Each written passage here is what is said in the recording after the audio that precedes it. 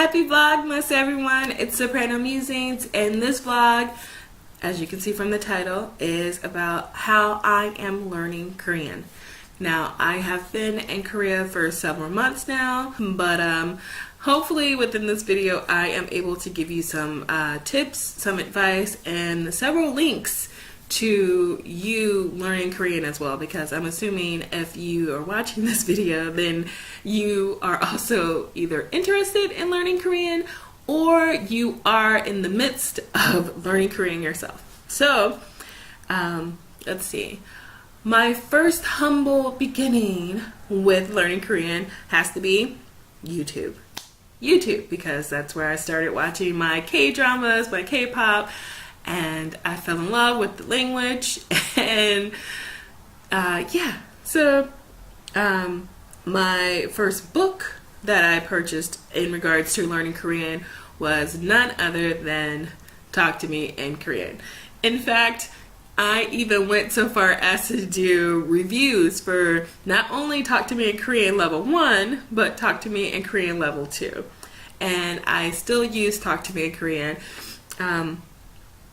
I use many methods for learning Korean. So Talk to Me in Korean is still my go-to method because they are so full of such good information. I love their videos, and if you haven't been to their website recently, I suggest you go. It's great. Everything is in such a nice user-friendly flow. You can even take level 1 through, I believe, level 5 lessons for free. They even have a Test Your Korean section, so you can find out where your level is as far as your Korean and start from there. I think they're great. Another website very similar to Talk to Me in Korean is Korean Class 101. They are great. They're very similar again to Talk to Me in Korean. They are also on YouTube, and I believe both Talk to Me in Korean and Korean Class 101 have podcasts.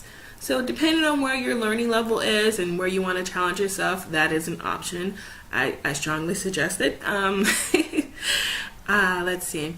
As far as other YouTubers, there are two that come to mind right now. My first one that I discovered almost immediately after Talk to Me in Korean was Sweet and Tasty TV. I simply adore Sweet and Tasty TV. I honestly, Professor O, or Miss Mina, she's another YouTuber. She travels and she tries all this delicious food, and she gives you such good content when she travels with her mom, Mommy O. I secretly hope to run into them one day so I could just go, 안녕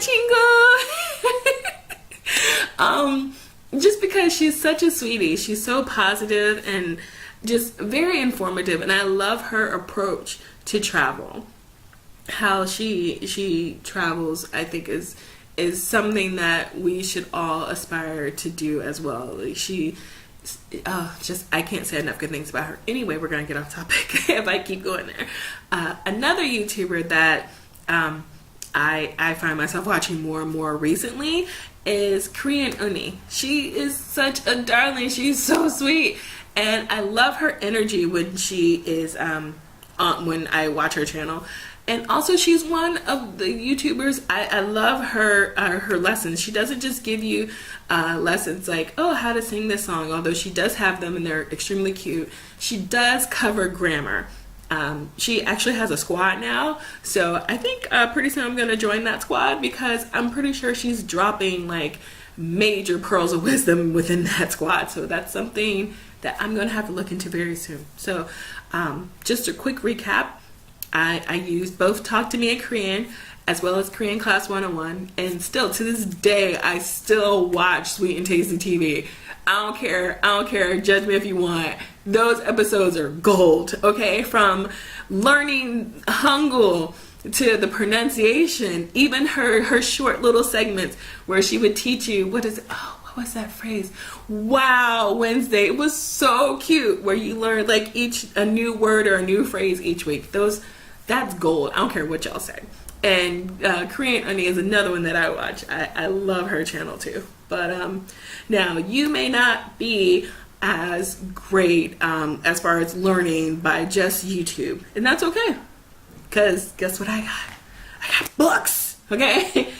The first book that I ever bought in regards to learning Korean was Talk to Me in Korean Level 1.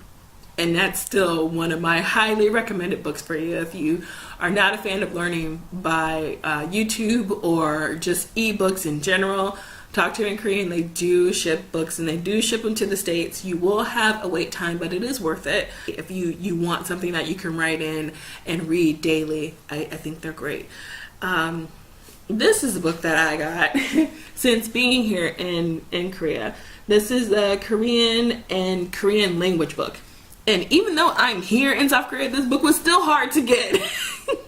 But it is possible to get it. And just to prove you guys that, I'm going to post a link down below.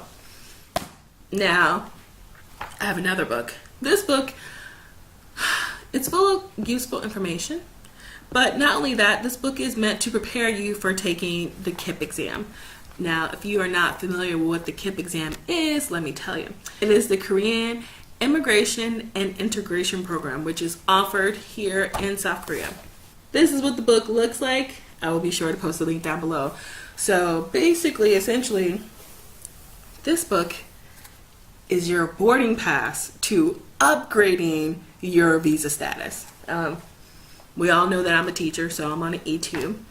But depending on how well I do and when I complete, because it's not F, putting those positive vibes out in the universe.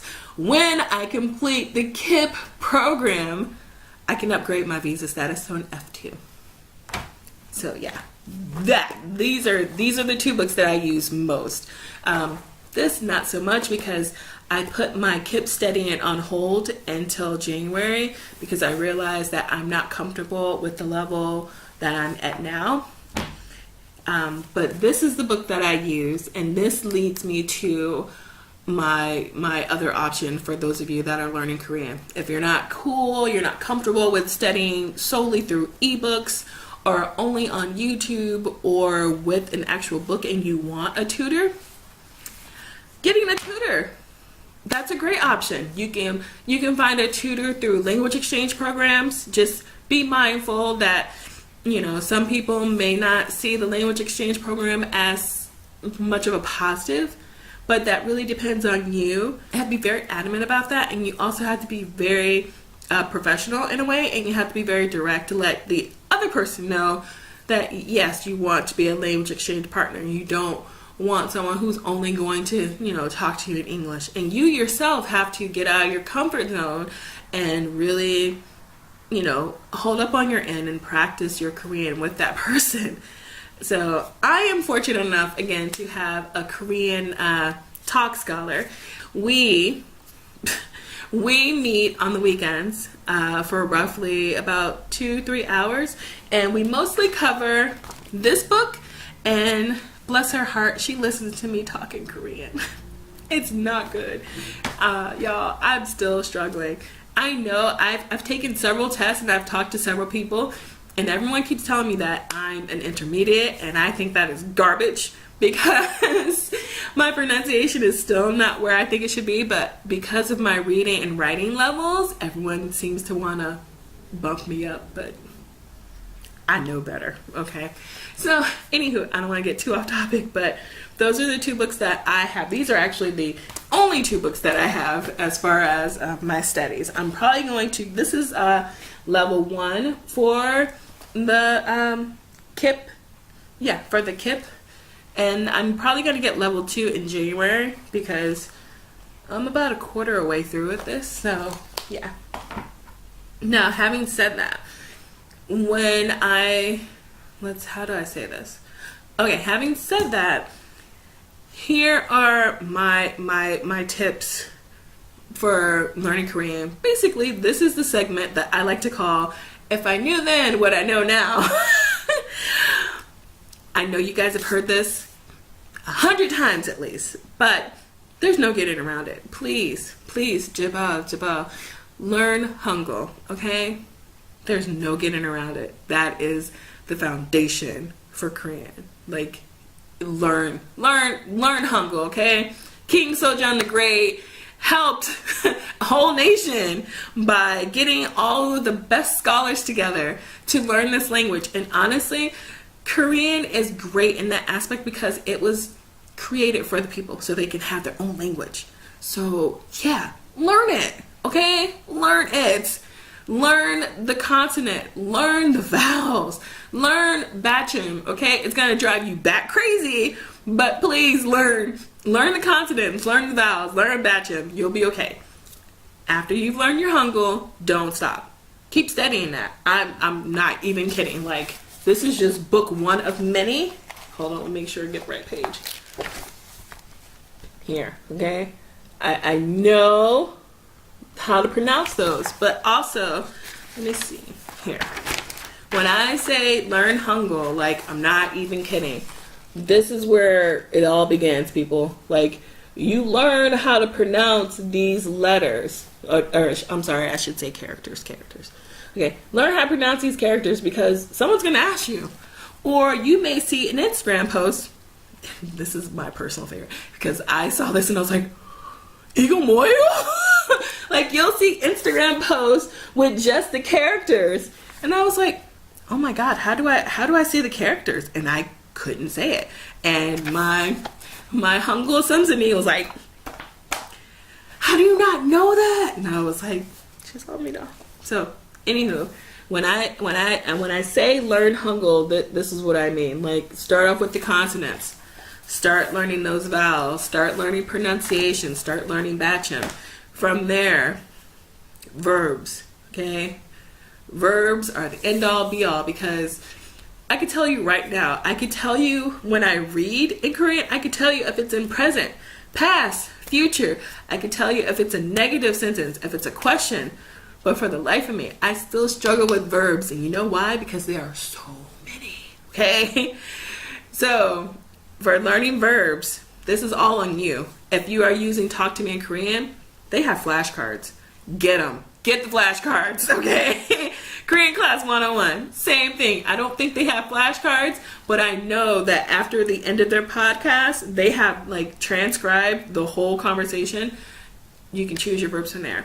My personal favorite, again, this whole video is just my, like, in my opinion, piece. So if you are learning verbs, start with the ones that you know you will say every day, such as days of the week, months of the year. The verbs such as happy. What's the opposite of happy?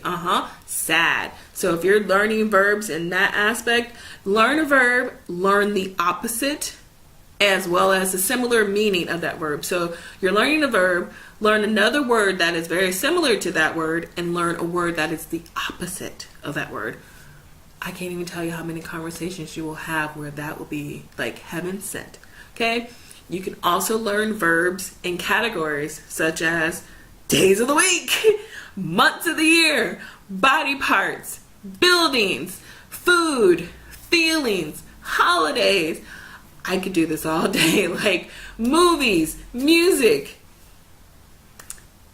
Okay? So, having said that, actually I just had another thought. Let's just go back for a second. Go back to Hangul, back to the consonants, back to vowels. You want to know how I began learning how to pronounce certain vowels and consonants together? By learning K-pop songs. I'm not even gonna lie. I'm gonna keep it honest, keep it 100. When I say learning K-pop songs, I mean I started learning K-pop, like, I don't like calling them idols, but I started learning K-pop artists' names as well as K-drama actors and actresses. I started learning their names in Korean. And if you're a little hesitant to really roll in there and start learning verbs, it's okay. Got you. Start by learning K-drama actors, actresses, names of your favorite K-drama movies, music videos, all that. Okay, so back to the verbs. Again, you can learn those in categories. And I would strongly, strongly suggest learning not only one verb, but also learn the opposite of that word as well as another word similar to it.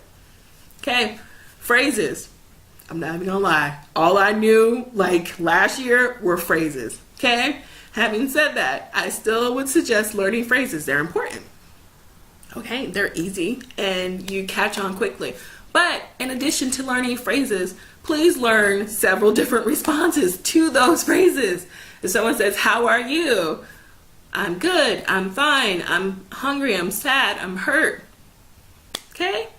"What do you like? Do you like this? Do you like that?" Okay? And to the one that no one likes, this just no one likes this topic. I'm sorry. It's just in any language, no one likes it. But grammar. Grammar, it's important. Okay? Fashion, it's important. You need to learn this is something I'm learning now, like in real time. Written Korean is slightly different than spoken Korean. I have conversations in my head all the time. When I hear people talking, I can hear what they're saying and I can write it in my head. But now I know, no, that's not exactly what they said. So yeah, be mindful of that. But my tip for grammar, learn one grammatic thing at a time. Okay, Rome wasn't built in a day. Hangul wasn't built in a day. Okay, I believe there's a quote. It says something similar to this. Hangul, a wise scholar could learn it in an afternoon. An idiot can learn it by night. And I really love that expression because it gives you an idea of how your studying can go. And I'm not saying that, everyone has to like do any of these things that I suggested. Again, this is just the in my opinion piece video. And these are things that I wish I had known when I first started. But I like that quote because it reminds me again about this language, this lovely, complex, yet still beautiful sounding language. And I hope that this video helps someone else in regard to that. So again, talk to me in Korean, Korean Class 101, Sweet and Tasty TV, Korean Unnie. These again are all things that you can find online, as well as the books and the links here, these books that I'm going to be sure to share down below.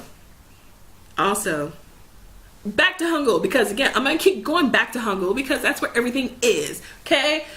When I tell you, practice your Hangul, I'm not kidding. Practice writing, reading and writing, reading and writing, reading, and guess what? More writing. I'm not here to play with you. Like, look, this is just a fraction of what I have. I swear I go to Daiso like every other week and I pick up another notebook because they get full. Practice your writing.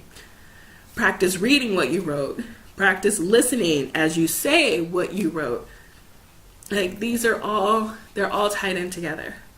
And if learning from YouTube or learning from ebooks isn't your thing, if you don't do well with reading a book, that's okay. If you haven't had good luck with the language exchange, totally understandable. Let's move on to the fun part. Finding a real live tutor. It can be done. If you're not able to do it through the language exchange program, it's okay. There is an amazing tutoring program right online. You have access to them 24 hours a day, depending on your schedule. They will be more than accommodating. And it is the program that I'm currently using. And no, they're not sponsoring this. This is SAY. This is the program. It's called SAY, which stands for Seniors and Youth. So what the tutoring program is essentially made up of are native Korean speakers who are older. And in this case, I guess I'm a youth. Foreigners like me that want to learn their language. And if you are at the beginner level and the intermediate level, there is a syllabus that you are offered, and you can choose from there what topics you want to practice or to learn with that tutor. The sessions are, I think, 30 minutes or an hour, depending on what you're able to pay or what program you're doing. I essentially started the SAY program because I wanted to study for KIIP. But after a few lessons, I realized that I needed to go back. So I went back with my tutor to beginner level Korean. And I'm so thankful that I did, because now I feel more confident in resuming my studies for the KIIP again in January, because I'm going to take that placement test in April. So yeah. Just a quick recap. Programs that I personally have used and that I recommend. Talk to me in Korean. Korean Class 101. Sweet and Tasty TV. Judge me all you want. I don't care how old those videos are. They have so much good information. It's not even funny. And then Korean Unnie, if you want something new. She's amazing. And again, if you can, join her squad. As well as my tutoring program, Say. I love Say. I've been using them now for, 2 months now? And I plan on using them throughout my duration of my stay here in Korea. That's just bottom line. They're amazing. How you learn Korean, you asked? Okay, quick recap. Hangul. I told you, everything goes back to Hangul. Like, I'm not kidding. Hangul. Consonants, vowels, pronunciation, okay? Just do it every day, okay? Every day. Verbs. Take your pick, however you want to learn them. There are many of them. You will be learning them for a while. But again, my 2 methods for learning verbs, do so using categories of everyday things that you will essentially have to say every day anyway, and opposites. So if you learn one word, learn the opposite of that word and another word similar to it. That's technically 3 verbs. Okay? Phrases. I adore phrases. That's how I get around in South Korea now. So yeah, learn phrases. And while you're at it, be sure to learn the different responses to those phrases and grammar. Okay? Don't stress yourself out about grammar. It ain't going anywhere. And I know that sentence was messed up, but we're going with it. Grammar, it's not going anywhere. Don't worry about it. Learn one grammar expression, learn one grammar thing at a time. And don't be afraid to make mistakes, because you're going to. And that's okay. So if there's anything that I left out, let me know in the comments below. Please share with me how you are learning Korean. If I left out anything that you are currently doing below, let's share ideas. Let's exchange. And yeah, happy Vlogmas. Thank you guys again so much for watching. As always, be inspired, stay inspiring, and I will see you in the next video, which I promise will be it will be a lot shorter than this one. So thanks for watching. Annyeong.